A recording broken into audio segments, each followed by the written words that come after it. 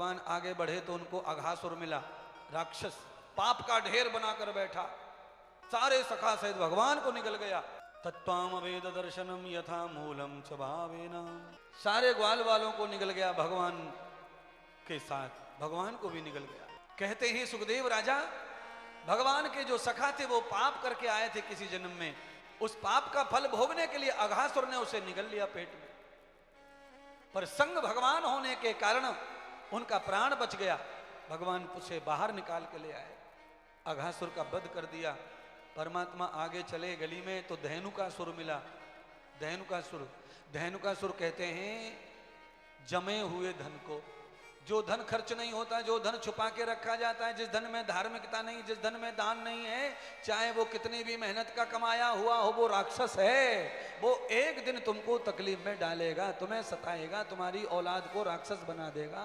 धेनुकासुर, भगवान ने धेनुकासुर को उठाया और ब्रह्मा जी के लोक में फेंक दिया, चतुर्बुद्धि ब्रह्मा को दान कर दिया।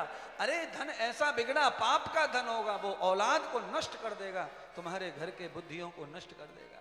उसे धार्मिक बना दो, दान करो, सेवा करो, कथा करो, जितना तुम्हें चाहिए धन उतना रखो, जमा जमा जमा जमा करके धन राक्षस बन जाएगा। कितने लोग जेल में पड़े खाली इस वजह से क्योंकि वो धनवान है। बोलो, धनवान होना कोई पाप नहीं है, पर धनवान है इसीलिए जेल हुई उनको, राक्षस हो गया धन उनका। कभी दान नहीं, कभी कथा नहीं, कभी यज्ञ नहीं, केवल चोरी, केवल जोड़ना जोड़ना जोड़ना। ऐसा मत करो, चाहे जितना ठाकुर प्रसन्न हो जाए तुमसे, अरबों खरबों की संपत्ति तुम्हारे इर्द गिर्द घूमे, पर अपने धन को लक्ष्मी बनाओ, पवित्र करो, गरीबों में सेवा में लगाओ, गरीबों की मदद करो, देश की मदद करो, सरकार की मदद करो, इनकम टैक्स समय पे भरो, और खूब कथा करो, खूब समाज को दो, और खूब खुद आनंद करो। हवाई जहाज में घूमो, पानी के जहाज में घूमो, खुद के खरीदो, सारे सुख भोगो, और धन को पवित्र रखो। परमात्मा मेरे आगे गए, पता चला गैया मूर्छित पड़ी हैं। देखा, भगवान ने पूछा तो कहा कालिया नाम का दैत्य आ गया है, पानी दूषित कर दिया। भगवान सीधे गेंद फेंकते हुए, बहाना गेंद का बनाकर सीधे जमुना जी में कूद पड़े, पाताल में। और जैसे मेरे प्रभु पाताल में गए तो भगवान पाताल में पहुंचे, राक्षसों का धाम ही पाताल है। वहां देखा कि भगवान के परम भक्त दो महिलाएं भक्ति कर रही हैं, कृष्ण के गीत गा रही हैं। भगवान पहले अपनी भक्तों से मिले, उन महिलाओं से, उनको वरदान दिया, तथास्तु सौभाग्यवती भव। उनका ही पति था कालिया, पत्नी के भक्त होने के कारण कालिया को भगवान ने मारा नहीं, उसकी गेंद पकड़ के उसकी नाक को नथ दिया भगवान ने, उसका जहर उगल दिया, समाप्त कर दिया। और दोनों को लेकर भगवान पाताल से पृथ्वी लोक पर आए। बीच यमुना में भगवान ने उसके पांचों फनों पर खड़े होकर बांसुरी बजाकर नृत्य किया। भगवान के चरणों के नृत्य करने से कहते हैं उसकी समस्त बुद्धि जो है पवित्र हो गई। अर्थात साधु संत महात्मा भजनानंदी कोई महात्मा हैं, उनके चरणों की रज और जल अपने माथे और बुद्धि पर जरूर डालो, एक बूंद भी मिल जाए पर जीभ पे डालो, जिससे तुम्हारा विष निकल जाए, बुराई निकल जाए, गंदा विचार निकल जाए और पवित्र हो जाए। इसीलिए लोग चरणामृत धोते संत का, ज्ञानी का, महात्मा का। मदराचल पर्वत पर भेज दिया कालिया और उसकी पत्नी को। अब आप समझ जाओ प्यारे पतियों, भाइयों, पत्नियां भी समझ जाएं। कथा ये कह रही है कि घर का पति राक्षस हो चलेगा, पर घर की महिला को लक्ष्मी ही रहना चाहिए। अगर घर की औरत राक्षस हो गई तो दुनिया में घर को कोई पतन से बचा नहीं सकता है। इसीलिए उस कालिया की पत्नी दोनों भजन करती, पूजा करती, पाठ करती। उस पत्नी के प्रभाव से पति को मृत्यु दंड से मुक्ति मिल गई और माफी मिल गई। इसलिए हर एक भारतीय महिला को भगवान का भगत बन के ही जीना चाहिए। पति चाहे जैसा रहे उसके पीछे मत पड़ो, पर तुम नियम से भजन करो, नियम से सेवा करो, नियम से दान करो, नियम से सत्संग सुनो। चाहे गाली खानी पड़े पर भजन सत्संग साधु मत छोड़ो। एक दिन तुम्हारी कर्म से ही दुष्ट पति का उद्धार होगा। पत्नी इसीलिए व्रत करती हैं, इसीलिए परंपरा है, इसीलिए कथाएं पत्नियों के लिए गाई हैं, इसीलिए करवा चौथ आती है, इसीलिए छठी पूजन, सब तुम्हारे लिए है। करो माता माता ही चाहिए, गृहिणी गृहिणी चाहिए। पुरुष के अंदर दोष जो होते हैं उनसे बहुत नुकसान नहीं है, पर औरत का दोष जो है वो बर्बाद करने वाला होता है। हिरण्यकश्यप की कथा सुनी थी आपने, उस घर की महिला अच्छी थी, इसीलिए पुत्र प्रहलाद पैदा हुआ। आज कालिया नाग की कथा सुनी, इस घर की दोनों महिलाएं अच्छी हैं, इसीलिए आज उन्हें धरती लोक पर जिंदा रहने का मौका मिला। तो जिसके मन में संत समाया है, जिसके मन में गुरु समाये हैं, जिसके मन में हरि समाये हैं, उनको संसार में कार टकरा जाए, ट्रक के नीचे आ जाए तो भी जीने का हक रहता है, क्योंकि वो संत के हितैषी हैं, गुरु के हितैषी हैं, हरि के हितैषी हैं। उनको भगवान ऐसे नहीं जाने देंगे दुनिया से। उनकी मौत को अच्छी मौत, सज्जन मौत, सम्मान की मौत मिलेगी। ऐसे अनर्गल नहीं मरना है। कहीं भी मर गए, कहीं भी कट गए, कहीं भी गल गए, ऐसी मौत नहीं आती अच्छे लोगों को। तो करो सेवा संत महात्माओं की, करो सेवा भगवान की, करो सेवा भागवत की, सत्संग की। चलिए आज ही पूछ लेता हूं, अब कल के भरोसे नहीं रहता, कल कौन आए कौन ना आए। अच्छा बोलो, अब ऐसा पांडाल, ऐसी कथा जामताड़ा के इस मैदान पर हर साल लगनी चाहिए कि नहीं लगनी चाहिए? हाँ लगनी चाहिए। हाथ तो खड़े किए हैं। अच्छा ये आगे वाले जो सोफाओं पर बैठे इन्होंने ना किए, हम राक्षसी कर रहे हैं कथा क्या? तुमने हाथी ना ऊपर करे महाराज, क्या बात है? तुम मत देना रुपया, रसीद मत फाड़ना, हाथ तो कर दो ऊपर। कम से कम बहे तो चलो, गंगा बह रही है तो गंगा में ही हाथ धो लो, क्या टेंशन ले रहे हो? चिंता मत करो। अगर ये सब लोग इकट्ठे हो जाएं और ये सब लोग इकट्ठे हो जाएं तो भैया इनको हजार रुपए जमा करना पड़ेगा, इनको 20 लाख 30 लाख खर्च नहीं करना है। इतने में ही महात्मा आ सकते हैं, सब मिल जाए तो। क्योंकि इकट्ठी लकड़ी जो होती है वो बल बन जाती है हनुमान का। एक आदमी जब करता है आयोजन ऐसा तो थोड़ा लोड पड़ता है। जिनको लक्ष्मी प्रसन्न है वो तो ठीक है कर लेते हैं, पर सब नहीं कर सकते ना। जहां करने में असमर्थता है, धन की कमी है, वहां मिलजुल के रथ उठा लेना चाहिए, वहां मिलजुल के कर लेना चाहिए। पर ये कर्म ही ऐसा है। शादी में आप 1-1 करोड़ रुपए लुटाते हैं, क्या मजा आता है उसमें बताओ? 1 रुपए का मजा आता नहीं है शादी में, और सारा पैसा लुट रहा। एक दिन में सब खत्म, 4 घंटे में सब लुट जाता है, खेल खत्म। आधे बुराई करते हैं, आधे हंसाई करते हैं, आधे खिलाई करते हैं, आधे चुगली करते हैं, खेल खत्म।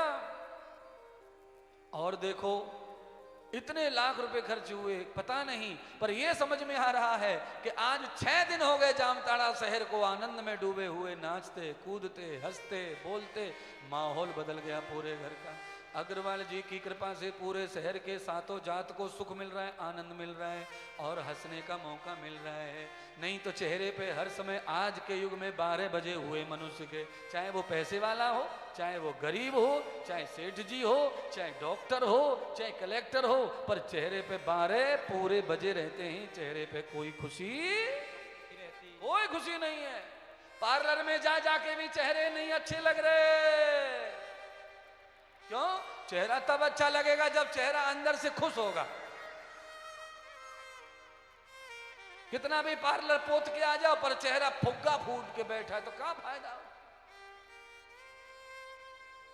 फोटो खींचने वाले को कहना नहीं चाहिए स्माइल प्लीज, अपने आप चेहरा स्माइल होना चाहिए। वो तब होगा जब बुद्धि में से विचार खोखले निकलेंगे, बुद्धि फ्रेश होगी, मस्तिष्क फ्रेश होगा, तो चेहरे पे अपने आप ही नूर आ जाता है, हंसी आ जाती है, प्रसन्नता आ जाती है। दुनिया भर के टेंशन खोपड़ी में दिन भर बैठे रहते हैं, कैसी हंसी आवे है। कभी कभी पत्नी अपने पति को हंसाने की कोशिश करती है, घर पे आ जाते हैं, कभी कभी हंसाती है। एक आध बार नहीं हंसते बातों पे तो गुदगुदी कर देती है, उंगली कर देती है, तो पति एकदम ऐसो रूर के पर देसी कुत्ते की तरह, मैं खबरदार, मेरा हाथ लगाया तो। बताओ ये हाल चल रहा है। यानी कोई हंसाना चाहे तो उसे भी मारने को दौड़ रहे हैं आजकल, इतनी टेंशन है दिमाग में। और थोड़ी थोड़ी हंसी के लिए टिकट खरीदनी पड़ती है, शो देखने जाना पड़ता है, कॉमेडी शो, फलाना शो, ठिकाना शो। अरे हंसने के लिए जा रहे हो? हंसी तो सब भरी पड़ी है यहाँ। केवल साधुओं से प्यार करो, हंसते ही रहोगे, हंसते ही रहोगे, हंसते ही रहोगे, हंसते ही रहोगे।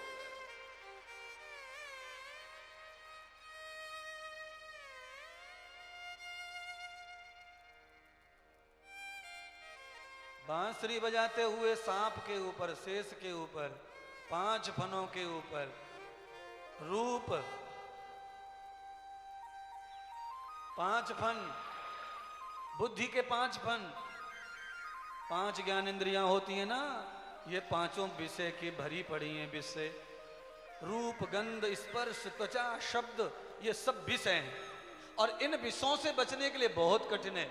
इस पे भगवान जब पधर जाएंगे, सिर पे चरण लग जाएंगे, तो फिर ये फन तुम्हारे अमृत बन जाएंगे, आंखें तुम्हारी हो जाएंगी, कान तुम्हारे हो जाएंगे, जीवा तुम्हारी हो जाएगी, नाक तुम्हारी हो जाएगी।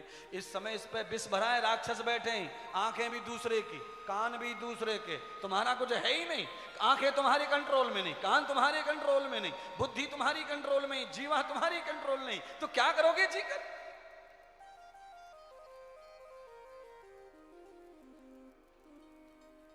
बोलिए नटवर नागर भगवान की जय।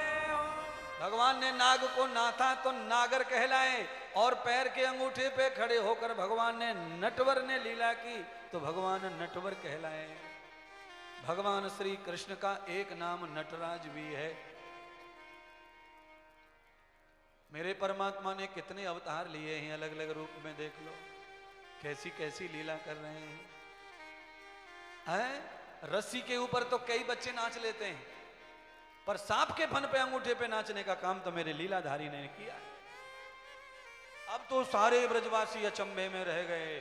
संत महात्माओं ने देखा यमुना के बीचा बीच, तो महात्माओं ने निश्चय कर लिया कि ये नंद का लाला नहीं हो सकता, ये लाला नंद का है ही नहीं, ये मानस नहीं है, ये साक्षात ब्रह्म है, परमात्मा है, ये विष्णु है, इनके अलावा इसको कोई बस में नहीं कर सकता था। ब्रज के वृंदावन के महात्मा विद्वानों ने भगवान कृष्ण को आज मोहर लगा दी कि ये ब्रह्म है, परमात्मा है। बोलिए श्री वृंदावन बिहारी लाल की जय हो। भगवान को उठा लिया, सिर पे पधरा लिया गोकुल के वृंदावन के रसियाओं ने। सब लोग भगवान को रख लिए कंधे पर और वृंदावन की परिक्रमा करने लगे लाला को लेकर के। सोने के सिंहासन पर जाकर बिठाया। सारे ब्रज वृंदावन के लोगों ने भगवान को ठाकुर बना दिया, वृंदावन का मुखिया बना दिया। आज से वृंदावन में इनकी ही चलेगी अलंबरदारी। अब ये यही हुक्म करेंगे, हम साधु संतों को क्या करना है। भगवान श्री कृष्ण ठाकुर बन गए। बाल लीलाओं का सम्मोहन हुआ। जैसे ही पता चला ब्रजवासियों को कि वृंदावन में ऐसा चमत्कार करने वाला नंद का लाला है जिसने ऐसे ऐसे चमत्कार किए हैं, साधु महात्माओं ने उसे भगवान के रूप में देखा है, सारे ब्रजवासी गृहस्थी दौड़ पड़े वृंदावन की ओर। भीड़ मची है वृंदावन में, चारों ओर से भीड़ मची है, चारों ओर से। जंगल में मंगल कर दिया भगवान के चरणों ने। क्यों? साधु महात्मा और ब्राह्मण बुद्धिमान जो लोग हैं जिसे भगवान बना दें, वो भगवान ही है जनता के लिए। आपको पता होना चाहिए, ब्राह्मण की बुद्धि में, ब्राह्मण की बात में इतना दम होता है, विश्वास है समाज को कि ब्राह्मण सुपारी को गणेश बना के पुजवा देता है बड़े बड़े विद्वानों से, मिट्टी के ढेले को गणेश बना देता है और सबको मानना पड़ता है। ऐसा देश है, यहाँ बहुत विद्वानों का सम्मान है, पहले से संतों का सम्मान है। आप जिसको भगवान कहते हैं दुनिया उसी को पूजने लग जाती है। इसीलिए आपके विश्वास में दुनिया है, पर दुनिया के साथ धोखा मत करिए, उनको अंधविश्वास में मत डालिए, उनको सही मार्ग दिखाओ, सही रास्ता दिखाओ, सही परमात्मा भगवान से जोड़ो। तुम्हारी हर बात का भरोसा है समाज को, तो उनको भरोसा ना टूटे, उस तरह का जीवन हम सबको जीना चाहिए। अपनी गलतियों को पता चलने पर समाप्त कर देना चाहिए, उन्हें नष्ट कर देना चाहिए। होती हैं गलतियां जीव से, साधु से भी होती हैं, पर उन्हें समझ जाए तो उन्हें नष्ट कर दो, समाप्त कर दो और एक नया रास्ता चुन के नया जीवन जीना प्रारंभ करो।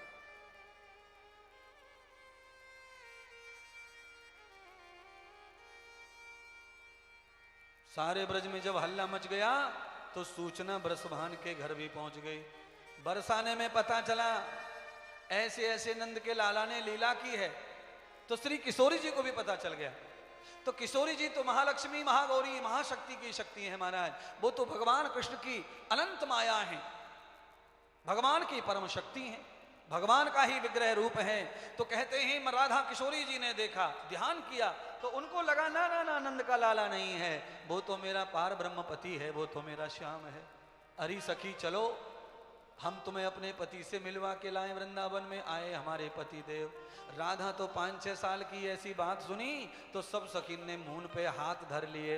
हाय राम ये किशोरी क्या कहवे, हाय राम ये राधा क्या कहवे, ऐसी छोटी और ऐसी बड़ी बात करे। बताओ इतनी छोटी बात और ऐसी बात कर रही है, अभी से पति पति कर रही है। हमारे बाबा सुनेंगे, चाचा सुनेंगे तो क्या कहेंगे, अरे दूर रहो, इससे दूर रहो। राधा से सब सखियां दूर हो गई महाराज, श्री राधा अकेली। अब राधा तो जानती है कि वो कौन है, इन सखियों को तो संसारी आंखें हैं, इसीलिए इनको तो संसार में जो चलता है वही दिख रहा है। ये तो मैं जानूं या वो जाने,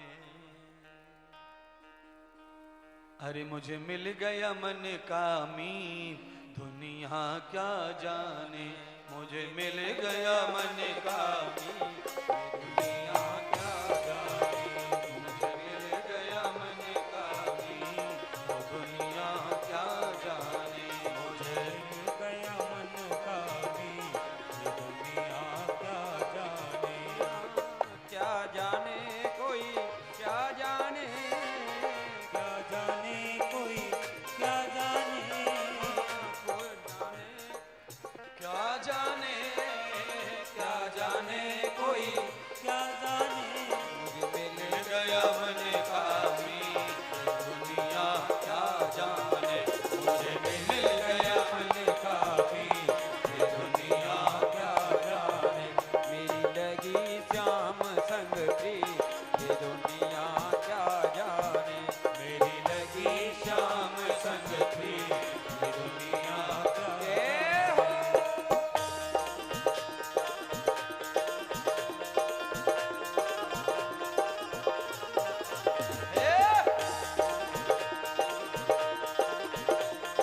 बोलिए श्री बांके बिहारी लाल की।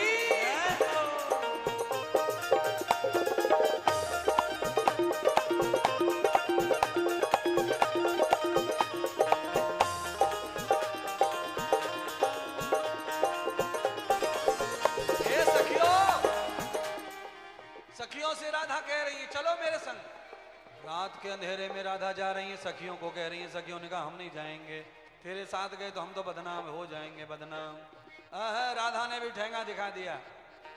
छोड़ चली मैं संग की सहेली, छोड़ चली मैं संग की सहेली। पिया मिलन को चली अकेली, पिया मिलन को चली अकेली। छोड़ चली मैं संग की सहेली, छोड़ चली मैं संग की सहेली। श्याम मिलन को चली अकेली, श्याम मिलन को चली अकेली। कोई पागल कहो या भली, मुझे कोई रोके ना। मैं तो चली श्याम की गली, मुझे कोई रोके ना। मैं तो चली श्याम की गली, मुझे कोई रोके ना। रोके ना कोई टोके ना, रोके ना कोई टोके ना। रोके ना कोई टोके ना, रोके ना कोई टोके ना। मैं तो चली श्याम की गली, मुझे कोई रोके ना। मैं तो चली श्याम की गली, मुझे कोई रोके ना। अरे बुजुर्गों, ताऊ और चाचाओ, 2-3 दिन के कीर्तन के शरीर में जान बची है। राधा के साथ में चलोगे तो पास वीआईपी मिलेगा दर्शन का। तो चलो राधा के साथ थोड़े थोड़े खड़े हो जाओ, बुढ़ापे को सवार लो। अम्मा तुम भी खड़ी हो जा, चश्मा बारी। वो फर्स्ट नंबर की कुर्सी अम्मा नेक चल राधा के संग, पैरन में कछु कर ले, 2-4 पाप कम है जाएंगे, अच्छो रहेगा। श्याम मिलन को चली अकेली, श्याम मिलन को चली अकेली। छोड़ चली मैं संग की सहेली, छोड़ चली मैं संग की सहेली। कोई पागल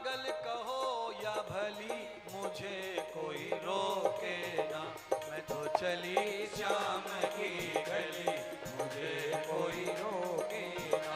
मैं तो चली श्याम की गली मुझे कोई रोके ना। मैं तो चली श्याम की गली मुझे कोई रोके ना।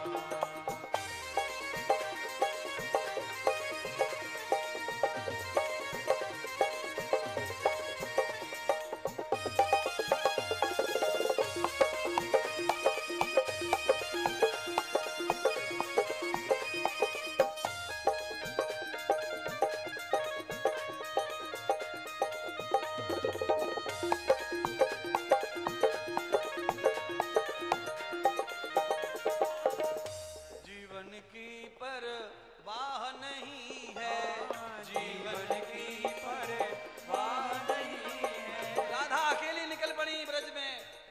कंस का शासन है, चारों तरफ राक्षस और झगड़े जंगल, पर डर खत्म। क्यों? श्याम बिना कोई चाह नहीं है, श्याम बिना कोई चाह नहीं है। जीवन की परवाह नहीं है, जीवन की परवाह नहीं है। श्याम बिना कोई चाह नहीं है, श्याम बिना कोई चाह नहीं है। कोई अच्छी कहो या बुरी, मुझे कोई रोके ना। मैं तो चली श्याम की गली मुझे कोई रोके ना। मैं तो चली श्याम की गली मुझे कोई रोके ना। मैं तो चली श्याम की गली मुझे कोई रोके ना। मैं तो चली श्याम की गली मुझे कोई रोके ना। मैं तो चली श्याम की गली मुझे कोई रोके ना। मैं तो चली श्याम की गली मुझे कोई रोके ना।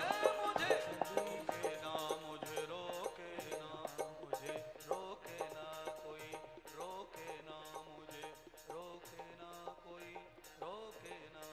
बोलो श्री राधा रमण बिहारी लाल की।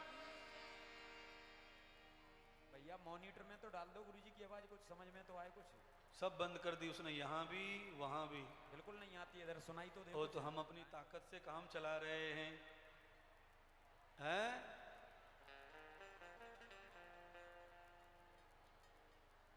बैठ जाइए थोड़ा अब आनंद 5 मिनट के बाद 5-7 मिनट चर्चा कर लें, फिर आपको बहन अनंत आनंद में ले जाएंगे, महान आनंद में ले जाएंगे। अभी बहुत कुछ बाकी आज।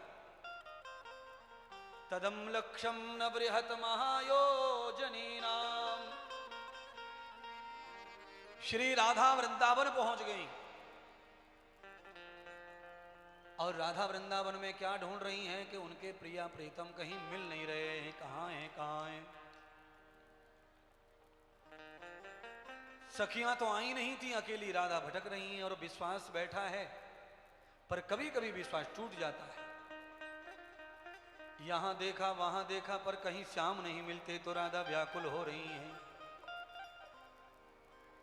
कि ताल तलैया सब धर ढूंढे, अरे पाए नहीं घनश्याम, सखीरी जाने कहां चले गए श्याम। श्याम मोरे कहां चले गए श्याम।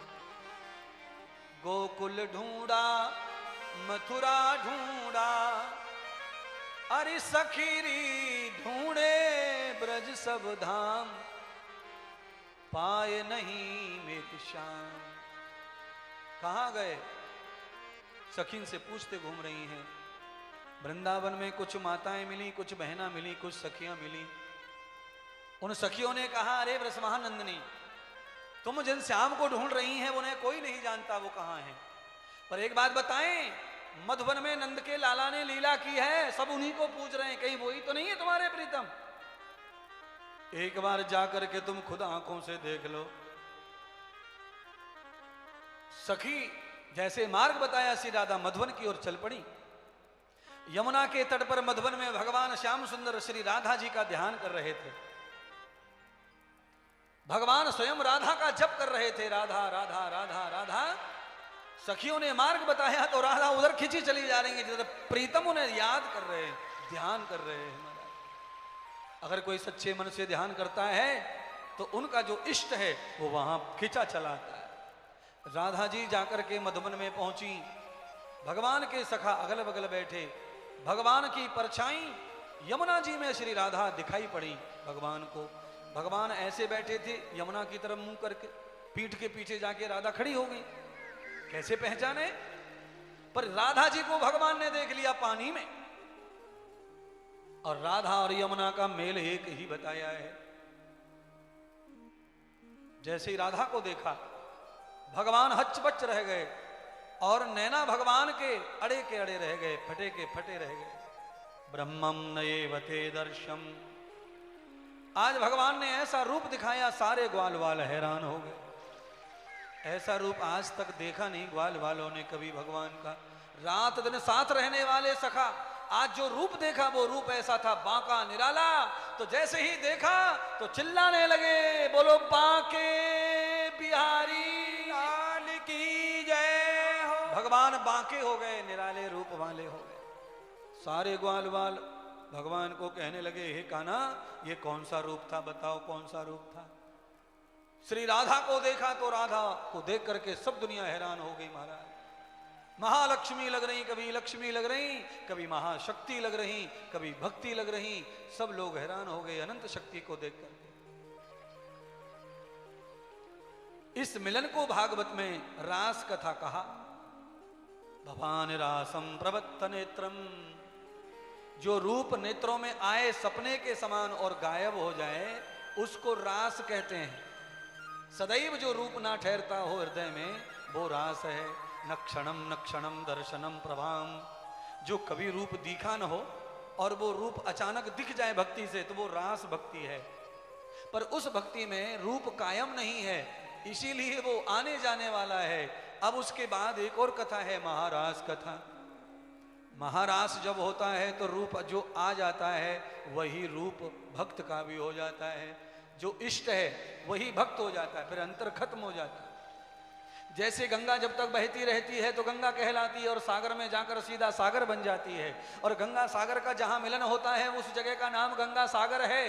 पर जहां सागर में डूब जाती है वहां गंगा सागर नहीं, केवल एक ही नाम रह जाता है और वो है सागर समुद्र। ऐसे ही जीव और ब्रह्म का जब मिलन होता है और जब मिलन पूरा हो जाता है तो जीव ब्रह्म स्वयं हो जाते हैं। बहु अतस्मी न तो देवा तया तुस्मी न मयो देवा अहो अस्मी तया देवा। तुम जो हो मैं वो हूं, मैं जो हूं वो तुम हो। तुम में मुझ में अगर भेद है तो केवल ये भेद है जीव और ब्रह्म का। पर जब हम एक हो जाते हैं तो फिर कुछ अलग नहीं रह जाता। क्यों? गोस्वामी तुलसीदास जी कहते हैं, ईश्वर जीव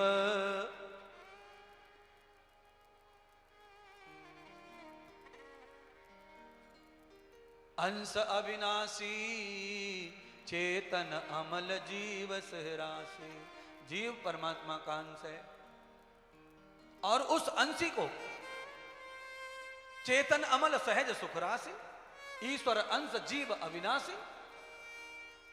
परमात्मा का ही अंश है ये जीव, इसका कभी नाश नहीं है, कभी मरण नहीं है। आत्मा भी अजन्मा अनंत अनादि है, पर मन बुद्धि और संस्कार के कारण आत्मा विक्षेप में आ जाती है। उसके ऊपर विक्षेप आ जाता है, मल आवरण का पर्दा पड़ जाता है और आत्मा फिर कलेश में डूब जाती है। उस अनंत आनंद आत्मा को परमात्मा से ही मिला के रखो तो कलेश ना आए जीवन में। मन बुद्धि के कारण ये संग के कारण हो रहा है। मन बुद्धि के कारण को मिटाने के लिए महारास किया भगवान ने। कोई राधा को ना पहचान कर कोई बदनाम ना कर दे। क्यों? इस तरह मिलन हुआ है तो लोगों के तो दिमाग अलग अलग रहते हैं। कोई क्या अर्थ निकालेगा, कोई क्या अर्थ निकालेगा।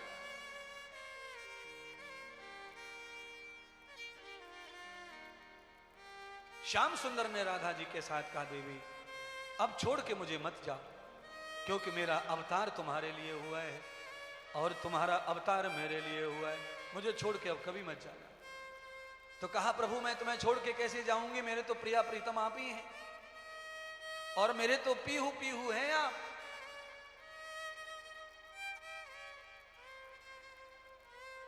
आपको छोड़ के मेरा है क्या? आप शरीर हैं तो मैं परछाई हूं, आप मिश्री हैं तो मैं मिठास हूं, आप अगर यमुना की धारा हैं तो मैं यमुना का जल हूं, मैं तो सब वही हूं जो आप हैं। इसलिए हे परमात्मा, ये दुनिया से बचाओ। तो भगवान ने क्या लीला की, महाराज किया। जैसी राधा थी वैसे स्वयं का रूप भी धारण कर लिया। राधा के जैसे भगवान हो गए, जिससे किसी को ये पता ना चले कि ये कृष्ण है और ये राधा है, अर्थात भेद खत्म कर दिया, भेद। और सुनिए, परम भक्ति, अनंत भक्ति, सच्ची भक्ति जब होती है, जब स्त्री और पुरुष दोनों पांडाल में हो और एक दूसरे से दोनों मिले हों, टच हों, और किसी के मन में वासना न पैदा हो, नाचते कूदते, जहां भेद खत्म हो जाए स्त्री पुरुष के लिंग का, वही महारास है, वही महाशक्ति है, वही महाभक्ति है। जब तक मन में ये भाव है कि ये औरत नाच रही है मैं नहीं जाऊंगा, ये बहू नाच रही है मैं नहीं नाचूंगा, मैं ससुर हूं, तो ये भक्ति का भेद है, ये कभी भक्ति नहीं होगी। फिर जब भक्ति में भेद समाप्त हो जाता है, सब एक रस एक रूप हो जाते हैं, तब महारास परम भक्ति का जन्म होता है। महाराज आज भगवान के इस रूप को देख करके कैलाशपति महादेव एकदम डम डम डम डम डम डम डम डम डम डम डम डम डमरू बाज गया महादेव का। महादेव ने कहा पार्वती आओ जल्दी आओ जल्दी आओ, तमाशा निकल जाएगा नहीं तो।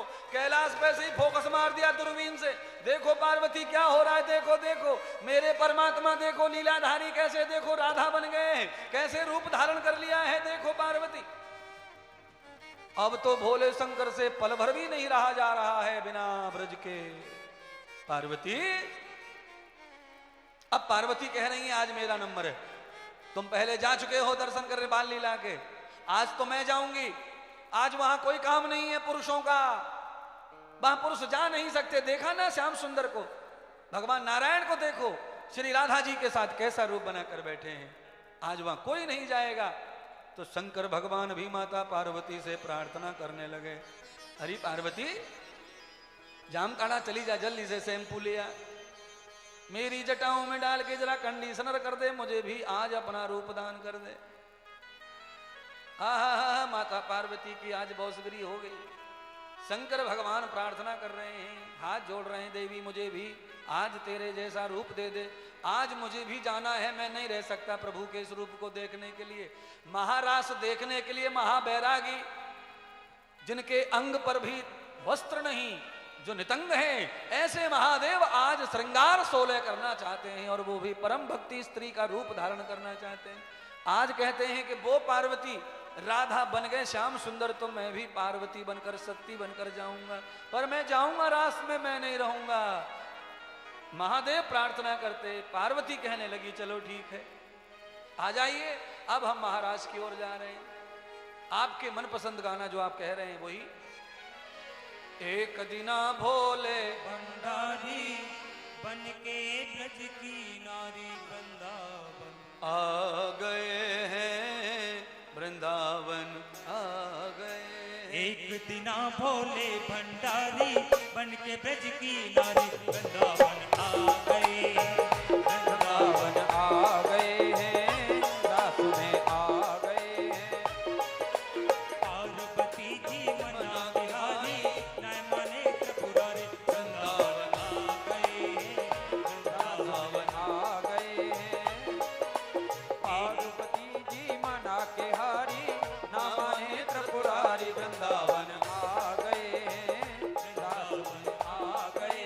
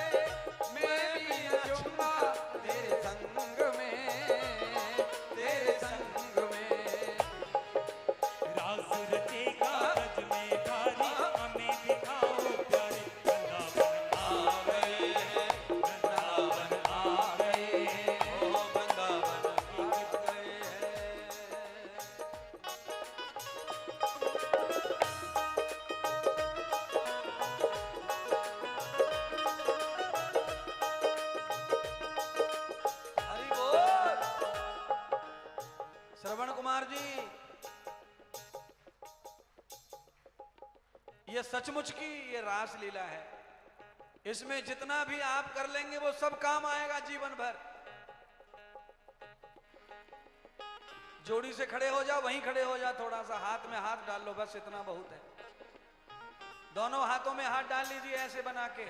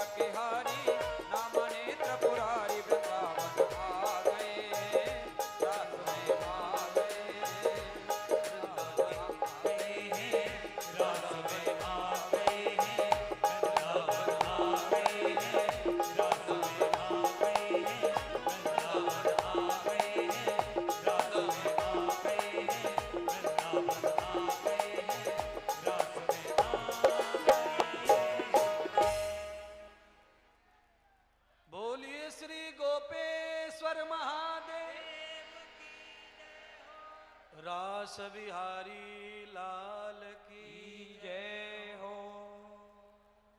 सब लोग अपनी अपनी जगह पर स्थानांतरण हो जाएं, बैठ जाएं।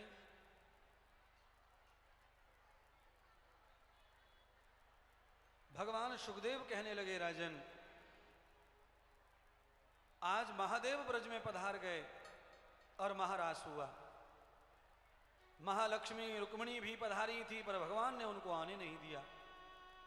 यमुना के पार ही रुक्मिणी ने दूर से महारास देखा, क्योंकि महारास में वो प्राणी एक नहीं आ सकता जिसके मन में भोग है, लिप्सा है, तृष्णा है या भ्रम है। शंकर भगवान, माता पार्वती दोनों एक रूप हो गए, राधा और श्याम एक रूप हो गए। आज पावन कथा श्रीमद् भागवत की श्रोताओं को देख के भी लग रहा है कि ये कुंभ का मेला भी इस समय नर नारी एक रूप हो गया है। अब लग नहीं रहा कि कोई नर है कि कोई नारी है, कि कोई अमीर है कि कोई गरीब है। भाव प्रधान है। कथा का बड़ा रूप आपके ऊपर दिख रहा है बंधुओं, और ये हमेशा के लिए बना रहे। भगवान शंकर के गले में पड़े हुए सर्प देवता ने कहा, महादेव जीवन भर आपके गले में मैं पड़ा पड़ा सेवा कर रहा हूं, आज मेरा भी कल्याण कर दो। मुझे भी श्री जी का दर्शन करना है, राधा किशोरी जी का। महादेव कहने लगे, पोल खुलवाएगा? जैसे ही तू मुंह चमकाएगा सब दुनिया देख लेगी तो हल्ला मच जाएगा। पर नाग तो नाग है, नहीं माना, मौका पड़ा है, आज अवसर मिला है, मैं नहीं मानूंगा। भगवान शंकर घूंघट में से ही नाग देवता ने मुंह जैसे ही बाहर निकाला, एकदम ब्रज के रास में खलबली मच गई, महाराज भाग दौड़ हो गई। ये क्या है? तो जैसे तैसे भगवान महादेव ने अपने नाग देवता को छुपाया और शंकर भगवान वहां से गायब हो गए। यथारतिष्ठाम सर्वमूलस्य भूयाम। भगवान महादेव आकाशवाणी करते हैं, हे भगवान नारायण, हे प्रभु, इस रास में रस होकर के मैं रसिक होकर डूब गया हूं और अब यहां से जाने का मन नहीं करता। अब कैलाश अच्छा नहीं लगता मुझे। तो भगवान श्री सुखदेव कहने लगे, राजन महादेव ने रासलीला में मधुवन के बगल में ही अपना स्थान डाल दिया और स्थापित हो गए गोपेश्वर महादेव के रूप में। भगवान ने कहा कि नहीं, यहां जब भी रास होगा उस रास में मैं किसी पापी को आने नहीं दूंगा। तो भगवान ने पूरे ब्रज में अनेक जगह पर अपने स्थान जमा दिया, चौकीदारी कर रहे हैं, रखवाली कर रहे हैं भगवान।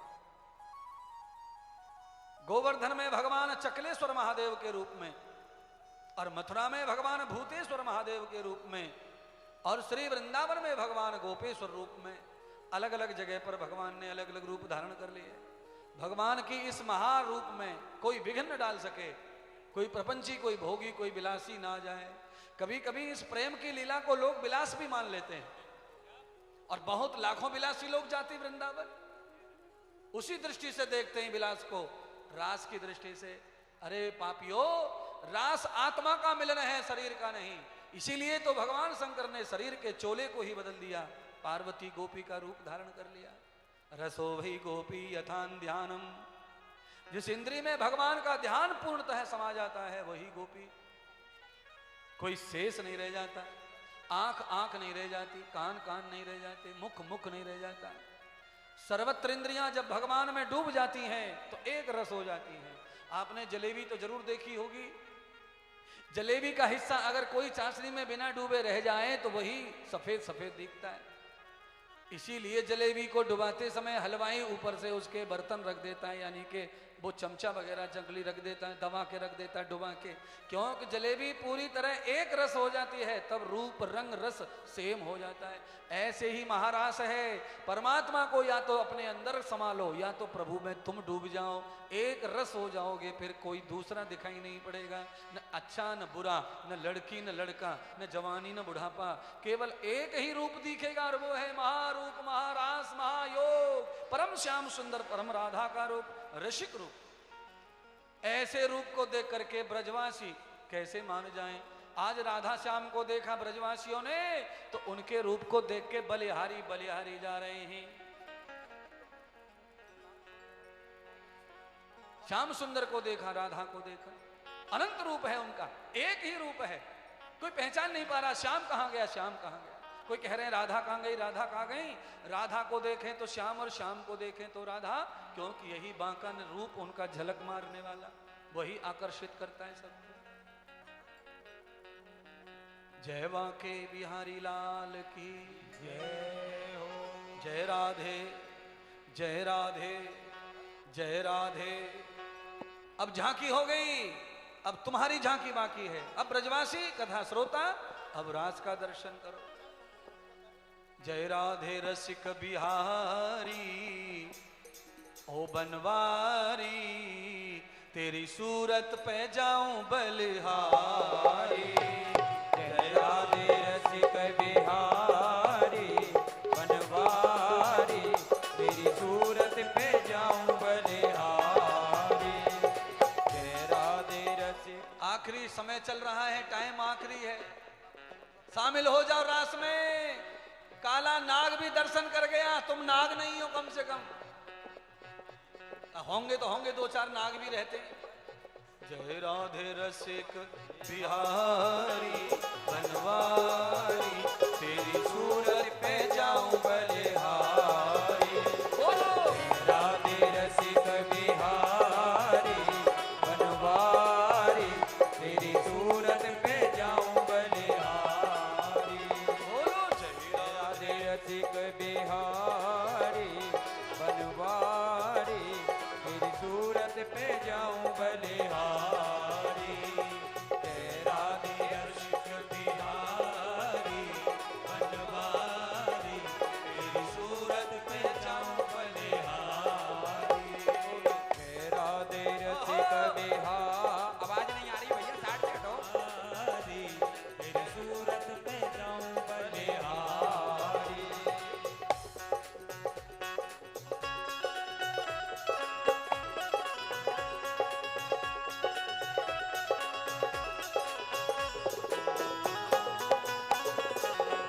ये हो प्यारे।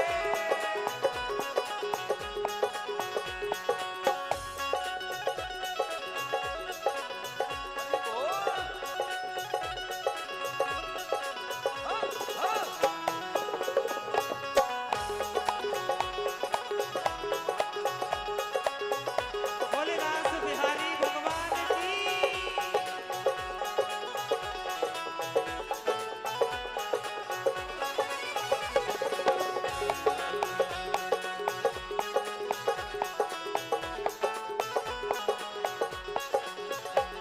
तेरी सूरत है प्यारी प्यारी, तेरी सूरत है प्यारी प्यारी, बढ़िया सूरत है प्यारी प्यारी। तेरी सूरत है प्यारी प्यारी। तेरी सूरत पे, तेरी सूरत पे, जय हो। तेरी सूरत सूरत पे जाऊं बलिहारी।